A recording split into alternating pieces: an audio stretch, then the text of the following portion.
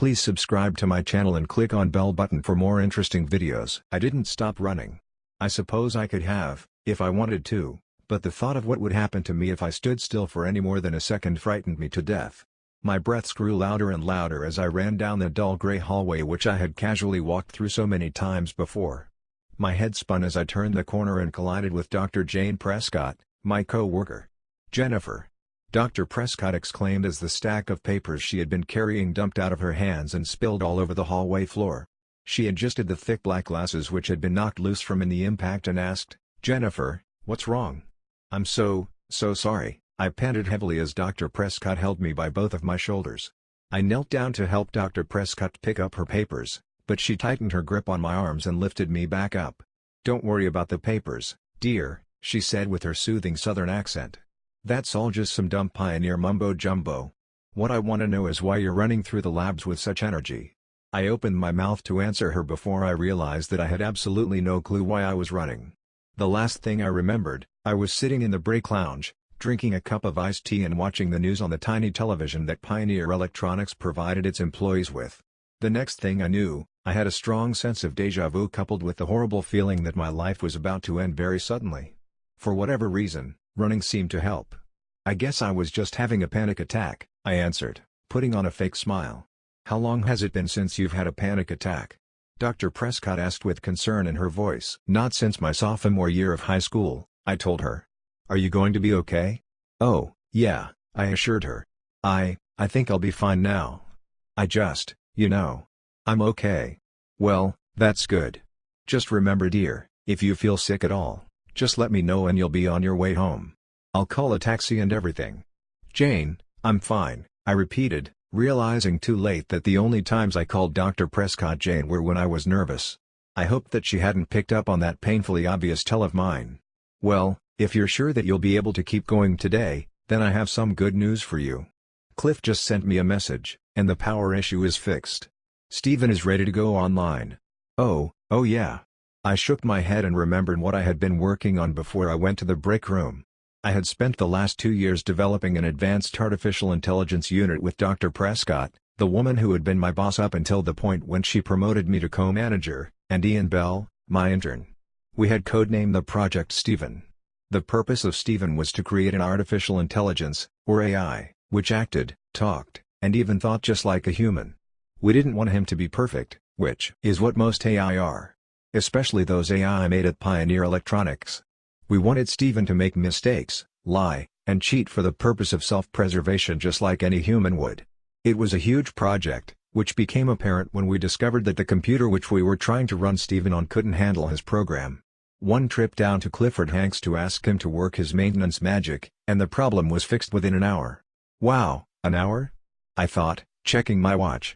Is that really all it's been? It feels like I went down to him yesterday. "Well?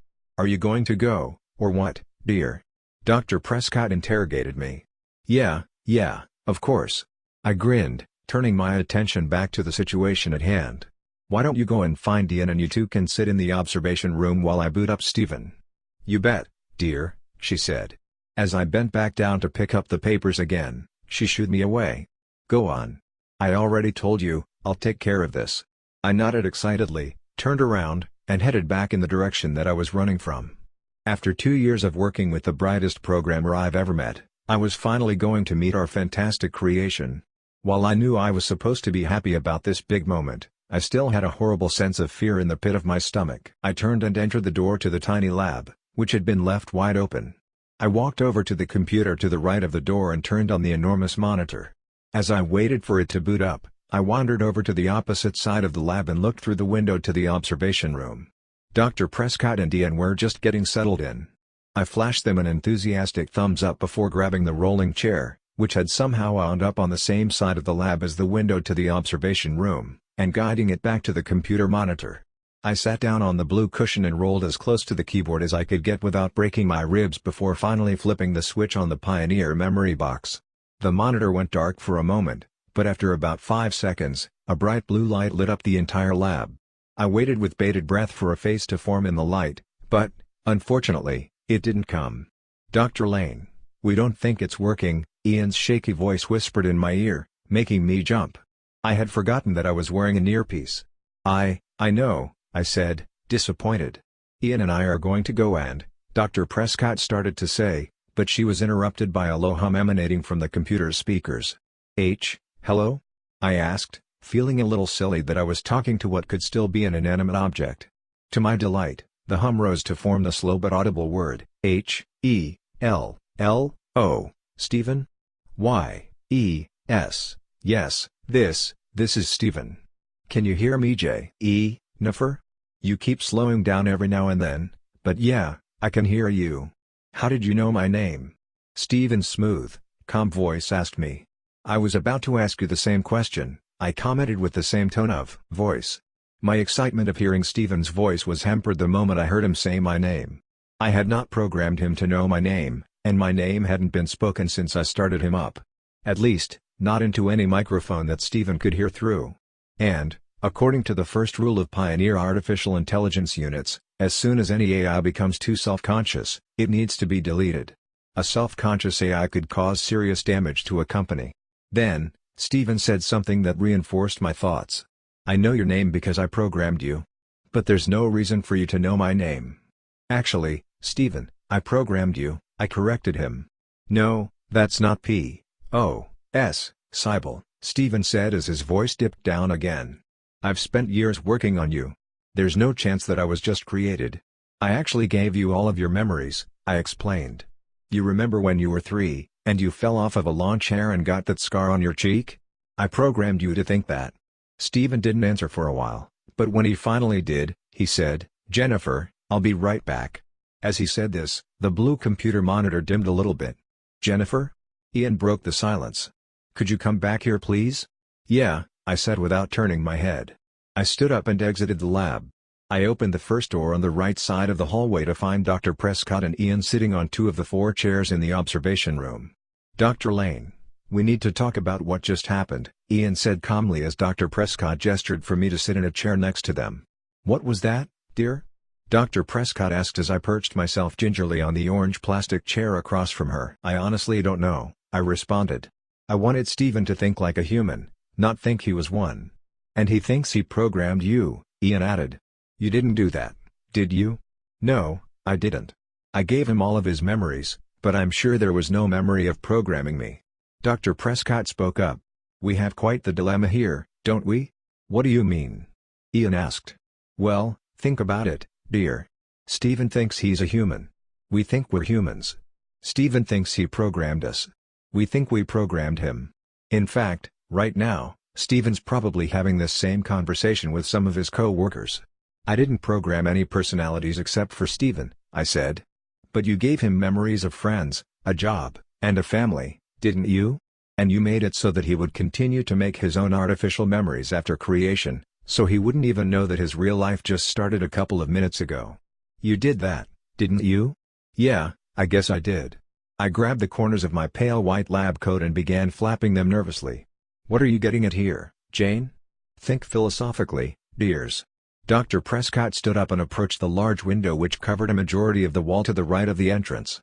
The blue computer screen flickered, as if it knew we were watching it. Could someone please spell it out for me? Ian asked, breaking the silent tension which had just filled the room. Dr. Prescott turned back towards us and pushed her thick glasses up her aged nose. All I'm saying is that it's possible that we don't exist. Okay, that doesn't make any sense, I scoffed, standing up.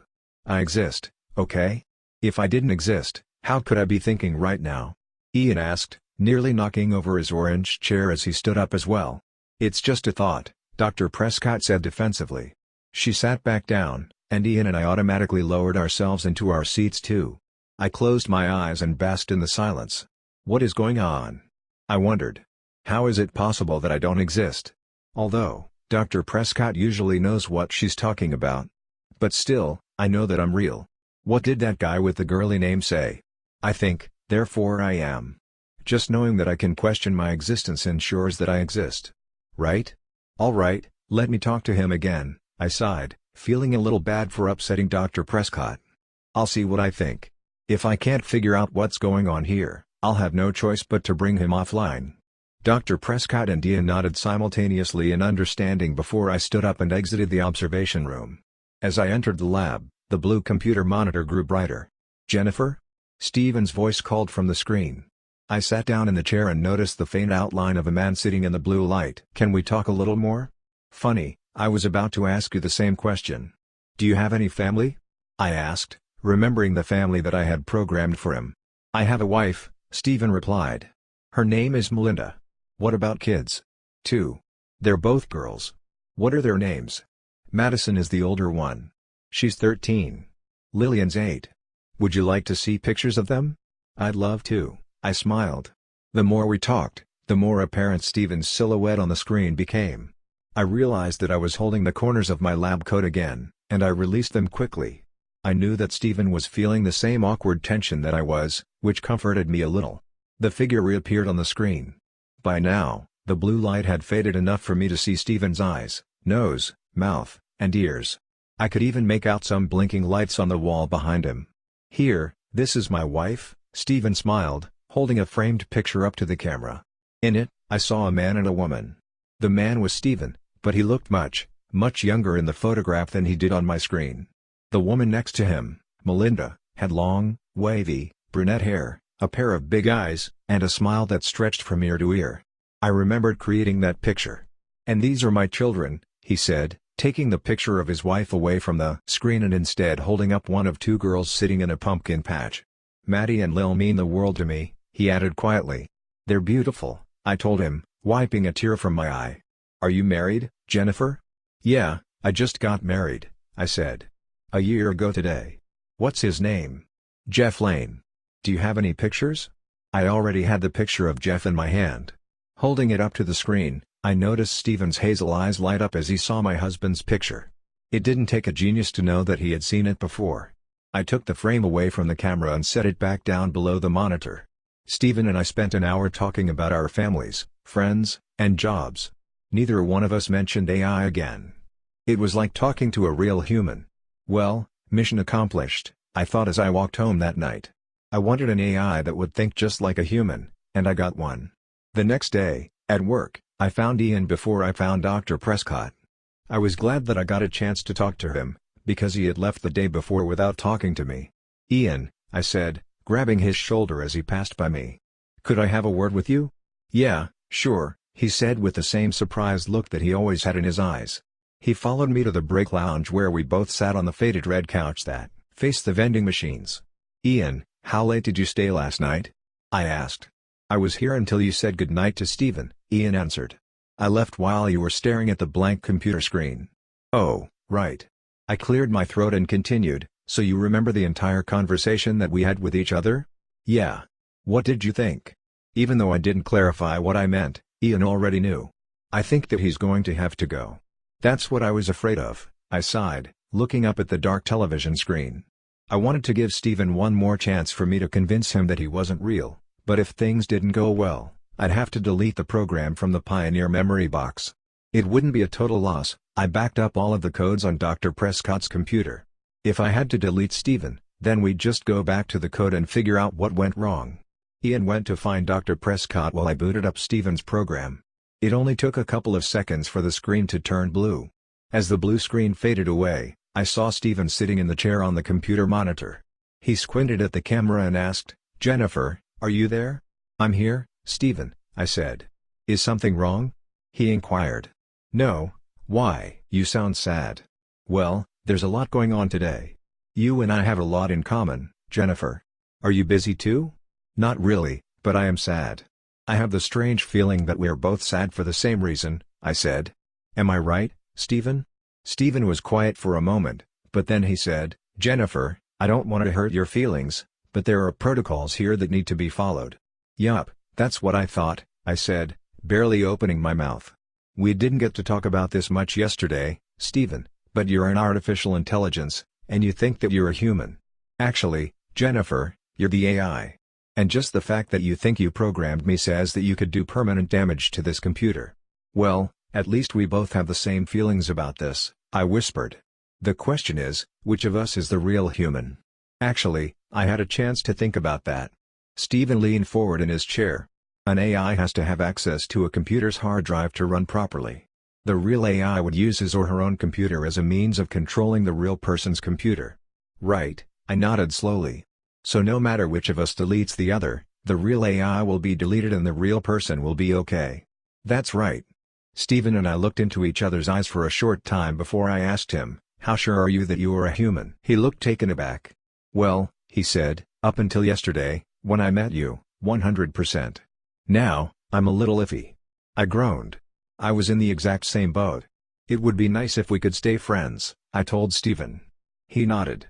"It would. We have a lot in common. However, protocols are clear. We could both get fired for leaving the other here." "Dying won't be bad," I declared confidently. "What do you mean?" "I mean that, at least if you're the AI, you won't even know that you died. I programmed you to record your entire life. When you die, you'll relive your life over and over again." Steven grimaced and nodded. "I did the same for you," he said. "You won't relive the entire life you remember, just your real life. From the moment you were first activated by me. And you won't remember that all of this already happened. You won't even know that you died." I nodded my head and noticed that my eyes were starting to water. I buried my hand inside the sleeve of my lab coat and wiped the tears away. "So," I breathed, "which of us should delete the other?" "I will," Steven said. "I'll delete you. If, after I do this, you are still sitting there, then that means that I was the real AI. If you don't remember this conversation, then, you were the AI. Just do it," I said quickly, wiping my eyes again. Steven nodded. "Goodbye, Jennifer," he whispered hoarsely. "Goodbye, Steven." Steven broke eye contact with me and began typing away at his computer. The typing echoed through the speakers next to my screen. I turned around and saw Dr. Prescott and Ian practically pressing their noses up against the glass window in anticipation. As I turned back around to face the computer, I was shocked to find that Steven was fading away. He was slowly getting replaced with the same blue screen that I saw when I first activated him. However, even though the video was fading, the audio kept growing louder and louder. The buttons on Steven's keyboard tapped away at my brain, causing every last cell to vibrate violently. I couldn't take it anymore. I needed to move. I couldn't just sit here and listen as Steven destroyed himself. I stood up so quickly that the blue rolling chair rolled all the way to the window of the observation room on the other side of the lab. Dr. Prescott and Ian were no longer sitting there. They were gone. I ran out of the lab. The moment I entered the hallway, I felt like someone started squeezing my lungs. "Oh no, not again," I thought. "It's another panic attack." I felt dizzy. Every direction I turned, I felt like there would be someone waiting there to grab me and take me somewhere far away where I'd never be seen again. "Leave me alone," I screamed with the little air left in my chest. I didn't even know who I was screaming at. I just couldn't stand still and wait for someone to take me. I turned my head and realized that I was still standing outside of the small lab. I turned to the right and ran down the hall. I didn't know where I was going. I didn't know where I thought I could go. I just couldn't think straight. I didn't stop running. I suppose I could have, if I wanted to, but the thought of what would happen to me if I stood still for any more than a second frightened me to death. My breaths grew louder and louder as I ran down the dull gray hallway which I had casually walked through so many times before. My head spun as I turned the corner and collided with Dr. Prescott. "Jennifer!" Dr. Prescott exclaimed as the stack of papers she had been carrying dumped out of her hands and spilled all over the hallway floor. She adjusted the thick black glasses which had been knocked loose from in the impact and asked, "Jennifer, what's wrong?" "I'm so sorry," I panted heavily as Dr. Prescott held me by both of my shoulders. I knelt down to help Dr. Prescott pick up her papers, but she tightened her grip on my arms and lifted me back up. "Don't worry about the papers, dear," she insisted. "That's all just some dumb pioneer mumbo-jumbo. What I want to know is why you're running through the labs with such energy." I opened my mouth to answer her before I realized that I had absolutely no clue why I was running. Credit to Christopher Gideon. Please subscribe to my channel and click on bell button for more interesting videos.